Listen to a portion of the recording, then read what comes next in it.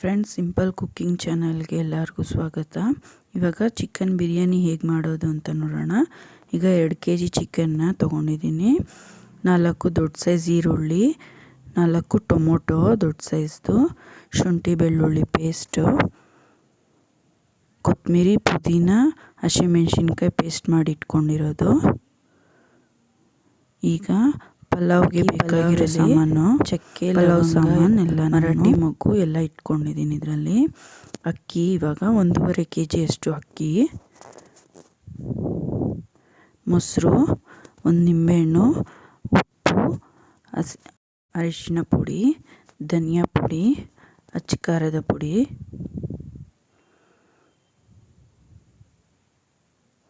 ಈಗ ಬಿರಿಯಾನಿ ಮಾಡೋದು ನೋಡೋಣ. ಎಣ್ಣೆ ಹಾಕ್ಕೊಳ್ಳೋಣ. ಬಿರಿಯಾನಿಗೆ ಯಾವಾಗಲೂ ಈ ರೀತಿ ಅಗಲವಾಗಿರೋ ಪಾತ್ರೆ ತೊಗೋಬೇಕು, ಆವಾಗ ಕಲಸೋಕ್ಕೆಲ್ಲ ಈಸಿಯಾಗಿ ಚೆನ್ನಾಗಿರುತ್ತೆ. ಇವಾಗ ಎಣ್ಣೆ ಹಾಕ್ಕೊಂಡಿದ್ದೀನಿ. ಒಗ್ಗರಣೆಗೆ ಪಲಾವ್ ಸಾಮಾನೆಲ್ಲ ಹಾಕ್ಕೋಬೇಕು.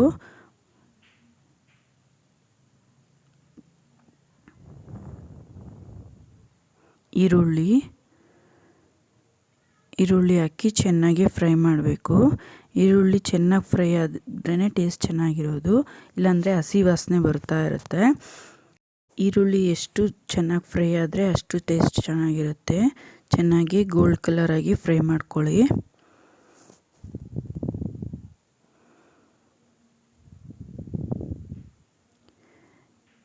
ನೋಡಿ, ಈ ರೀತಿಯಾಗಿ ಫ್ರೈ ಆದಮೇಲೆ ಈಗ ಶುಂಠಿ ಬೆಳ್ಳುಳ್ಳಿ ಪೇಸ್ಟನ್ನು ಸೇರಿಸ್ಕೊಂಡು ಚೆನ್ನಾಗಿ ಫ್ರೈ ಮಾಡ್ಕೊಬೇಕು. ಈ ಥರ ಎಣ್ಣೆ ಬಿಡಬೇಕು. ಹಸಿ ವಾಸನೆ ಹೋಗಿ ಈ ಥರ ಎಣ್ಣೆ ಬಿಟ್ಟರೆ ಅದು ಫ್ರೈ ಆಗಿದೆ ಅಂತ. ಈಗ ಪುದೀನ, ಕೊತ್ತಂಬರಿ, ಹಸಿಮೆಣಸಿನ್ಕಾಯಿ ರುಬ್ಕೊಂಡಿರೋ ಪೇಸ್ಟ್ ಹಾಕ್ಕೊಳ್ಳೋಣ. ಈಗ ಯಾವುದೇ ತಳ ಹಿಡಿದಿರೋ ಥರ ಕೈ ಆಡಿಸ್ತಾ ಇರಿ. ನೀರು ಹಾಕಬಾರ್ದು. ನೀರು ಹಾಕ್ದಿರೆ ಚೆನ್ನಾಗಿ ಈ ಥರ ಕೈ ಆಡಿಸ್ತಾ ಇದ್ದರೆ ಹಸಿ ವಾಸನೆ ಹೋಗೋವರೆಗೆ ಈ ರೀತಿ ಫ್ರೈ ಮಾಡಿ. ನೋಡಿ, ಈ ರೀತಿಯಾಗಿ ಎಣ್ಣೆ ಮೇಲೆ ಬರಬೇಕು, ಆವಾಗ ಅದು ಚೆನ್ನಾಗಿ ಫ್ರೈ ಆಗಿದೆ ಅಂದ್ಬಿಟ್ಟು. ಈಗ ಇದಕ್ಕೆ ಟೊಮೊಟೊ ಸೇರಿಸ್ಕೊಳ್ಳೋಣ.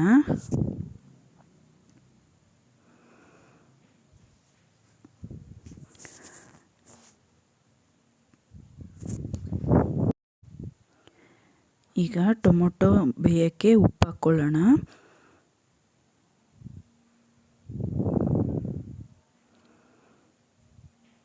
ನೋಡಿ, ಟೊಮೊಟೊ ಈ ರೀತಿಯಾಗಿ ಚೆನ್ನಾಗಿ ಫ್ರೈ ಆಗಬೇಕು. ಪ್ರತಿಯೊಂದು ಹಾಕಿದಾಗಲೂ ಈ ರೀತಿಯಾಗಿ ಎಣ್ಣೆ ಮೇಲೆ ಬರೋವರೆಗೂ ಫ್ರೈ ಮಾಡ್ಕೊಳ್ಳಿ, ಆವಾಗಲೇ ಅದ್ರ ಟೇಸ್ಟು ಚೆನ್ನಾಗಿ ಹಿಡ್ಕೊಳ್ಳೋದು.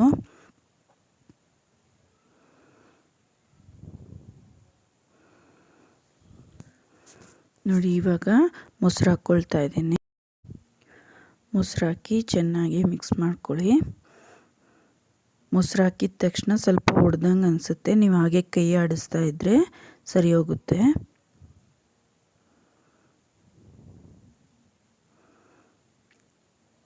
ನೋಡಿ, ಈ ರೀತಿಯಾಗಿ ಎಣ್ಣೆ ಮೇಲೆ ಬಂದಾಗ ಈಗ ಚಿಕನ್ ಹಾಕ್ಕೊಳ್ಳೋಣ. ಚಿಕನ್ ಹಾಕಿ ಒಂದು ಸತಿ ಕಲಿಸ್ಕೊಳ್ಳಿ.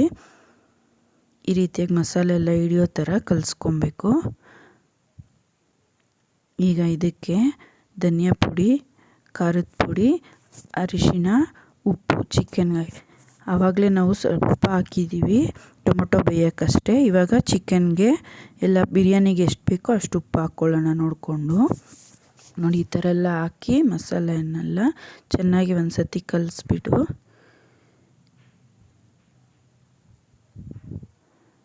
ಇವಾಗ ಅದರಲ್ಲೇ ನೀರು ಬಿಟ್ಕೊಳ್ಳುತ್ತೆ. ಆ ಮಸಾಲೆನಲ್ಲೇ ಚಿಕನ್ ಚೆನ್ನಾಗಿ ಬೇಯಬೇಕು. ನೋಡಿ, ಎಷ್ಟೊಂದು ನೀರು ಬಿಟ್ಕೊಂಡಿದೆ.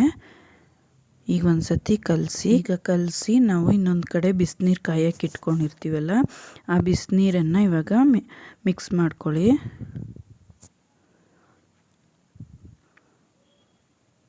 ನೀವು ಚಿಕನಲ್ಲಿ ಬಂದಿರೋ ನೀರನ್ನು ನೋಡಿಕೊಂಡು ಅನ್ನಕ್ಕೆ ಎಷ್ಟು ಬೇಕೋ ಅಷ್ಟು ನೀರು ಇಕ್ಕೊಳ್ರಿ.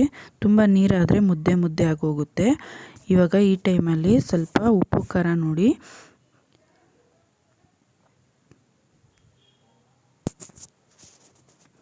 ನೋಡಿ, ಈ ರೀತಿಯಾಗಿ ಚೆನ್ನಾಗಿ ಚಿಕನ್ ಇದರಲ್ಲೇ ಬೇಯಬೇಕು. ಅರ್ಧ ಬೆಂದಮೇಲೆ ಅಕ್ಕಿ ಹಾಕ್ಕೊಳ್ಳೋಣ. ಅಕ್ಕಿಯನ್ನು ಹಾಕಿದ ಮೇಲೆ ಜಾಸ್ತಿ ಕಲ್ಸಕ್ಕೆ ಹೋಗಬಾರ್ದು, ನಿಧಾನಕ್ಕೆ ಒಂದು ಸತಿ ಕಲಿಸ್ಕೊಳ್ಳಿ. ತುಂಬ ಕಲ್ಸಕ್ಕೆ ಹೋದರೆ ಜೋರಾಗಿ ಅಕ್ಕಿ ಎಲ್ಲ ಹೊಡ್ಕೊಂಡ್ಬಿಡುತ್ತೆ.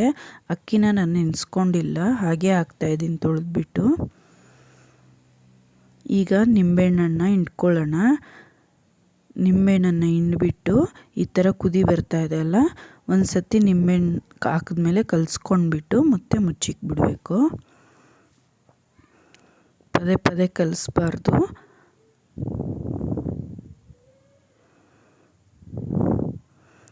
ಈ ಸ್ಟೇಜಲ್ಲೇ ನಿಮಗೆ ಉಪ್ಪು ಖಾರ ಸರಿ ಇದೆಯಾ ನೋಡಿಕೊಂಡು ಮತ್ತೆ ಮುಚ್ಚಿಬಿಡಬೇಕು ಅಷ್ಟೇ. ಟೈಟಾಗೆ ಮುಚ್ಚಿಬಿಟ್ಟು ಅದ್ರ ಮೇಲೆ ಏನನ್ನ ಭಾರ ಇಡಿ. ಕೆಳಗಡೆ ಈ ಥರ ಹಳೇದೊಂದು ತವ ಇದ್ದರೆ ತವ ಇಟ್ಬಿಟ್ಟು ಫುಲ್ ಸಿಮ್ಮರಲ್ಲಿ ಇಟ್ಬಿಟ್ಟು ಒಂದು 20 ನಿಮಿಷದವರೆಗೂ ಹಾಗೆ ಬಿಟ್ಬಿಡಿ.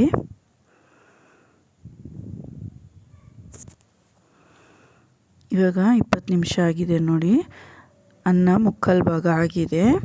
ಈಗ ನಿಧಾನಕ್ಕೆ ಕೆಳಗಡೆಯಿಂದ ಮೇಲೆಗೆ ತಿರುಕೊಳ್ಳೋಣ. ತುಂಬ ಕಲಿಸ್ಬಾರ್ದು ಫ್ರೆಂಡ್ಸ್. ನೋಡಿ ಇನ್ನೊಂದು 5 ನಿಮಿಷ ಬಿಟ್ಟು ಇವಾಗ ನೋಡೋಣ. ನೋಡಿ ಎಷ್ಟು ಚೆನ್ನಾಗಿ ಆಗಿದೆ ಇವಾಗ ಕರೆಕ್ಟಾಗಿ. ಅಕ್ಕಿಗೆ ನೀರಿನ ಅಳತೆ ನೋಡಿಕೊಂಡು ನೀವು ಮಾಡಬೇಕು. ನೋಡಿ ಎಷ್ಟು ಸಿಂಪಲ್ಲಾಗಿ ಉದ್ರುದ್ರಾಗಿ ನೋಡಿ ಎಷ್ಟು ಸಿಂಪಲ್ಲಾಗಿ ಚಿಕನ್ ಬಿರಿಯಾನಿಯನ್ನು ಮಾಡಿದ್ವಿ. ಈ ವಿಡಿಯೋ ನಿಮಗೆ ಇಷ್ಟ ಆದರೆ ಲೈಕ್ ಮಾಡಿ, ಶೇರ್ ಮಾಡಿ, ಕಮೆಂಟ್ಸ್ ಮಾಡಿ. Thank you.